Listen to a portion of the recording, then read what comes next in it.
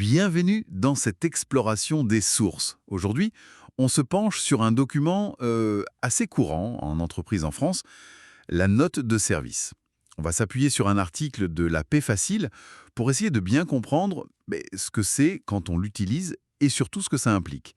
C'est un élément clé de la communication interne, on est d'accord? Absolument. C'est un outil fondamental pour, disons, la clarté dans l'organisation, mais c'est vrai que sa nature, ses implications, c'est parfois un peu flou ou mal compris.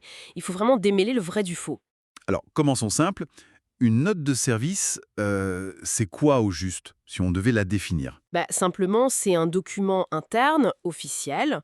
Il vient de la direction ou d'un responsable et il s'adresse aux salariés. Son but premier, c'est vraiment d'assurer que l'info circule de manière uniforme, transmettre des consignes, des instructions ou informer de changements importants. Voilà. D'accord.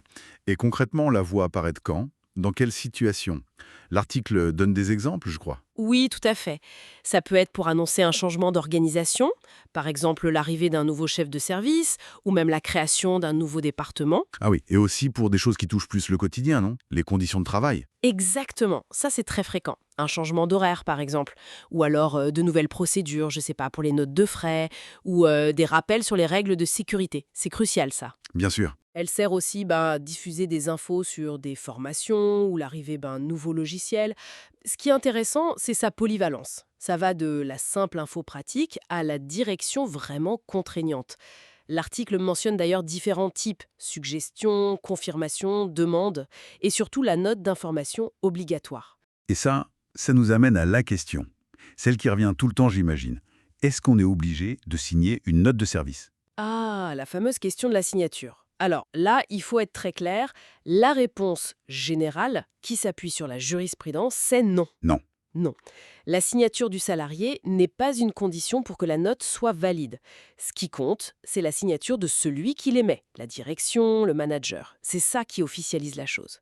Donc si mon manager me demande de signer et que je refuse, ce n'est pas une faute. Exactement. Refuser de signer en soi, ce n'est pas fautif. Le salarié, en signant son contrat de travail, s'est déjà engagé à respecter les règles de l'entreprise et les directives. Par contre, et c'est là toute la différence, refuser d'appliquer ce qui est écrit dans la note, Ah, là c'est autre chose. là oui, ça peut être considéré comme une faute et ça peut justifier une sanction. L'enjeu, ce n'est pas l'accusé de réception, par la signature, c'est le respect de l'instruction. C'est une nuance fondamentale. Très important à comprendre, effectivement. Et pour qu'elle soit valable, cette note, est-ce qu'il y a des mentions obligatoires? Des choses qui doivent absolument y figurer? Oui, bien sûr. Pour être formellement correcte, elle doit indiquer clairement qui l'émet, la date et le lieu, un numéro ou un objet précis. Il faut aussi savoir à qui elle s'adresse. Tout le monde, un service et, évidemment, la signature du responsable qui a l'autorité pour l'émettre. D'accord. Et il y a une autre distinction à faire, je crois, pour ne pas tout mélanger. La note de service et la note d'information. Tout à fait, c'est crucial. La note de service, elle, transmet des directives, des ordres. Elle a un caractère obligatoire. Elle peut même venir modifier ou préciser le règlement intérieur. Elle est donc Et contraignante. la note d'information? Comme son nom l'indique, elle informe. C'est tout. Annoncer les dates de fermeture pour les ponts, un événement interne. Elle ne crée pas de nouvelles obligations pour le salarié. Pas la même force, quoi. Bon, en résumé, si on devait retenir l'essentiel, la note de service, c'est un outil de communication formel, potentiellement contraignant. L'important, ce n'est pas tant de savoir si on doit la signer ou pas, Non, ça c'est secondaire. mais plutôt de bien comprendre ce qu'elle demande et de s'y conformer, parce que ça relève du pouvoir de direction de l'employeur. Il faut être attentif à sa portée. Exactement. Et peut-être pour finir sur une petite réflexion, puisqu'on voit que c'est l'application qui compte, plus que la signature.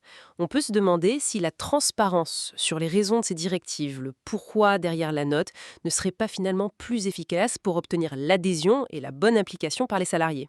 Plus efficace en pratique qu'une simple formalité de signature pour s'assurer que ça suive. Qu'en pensez-vous?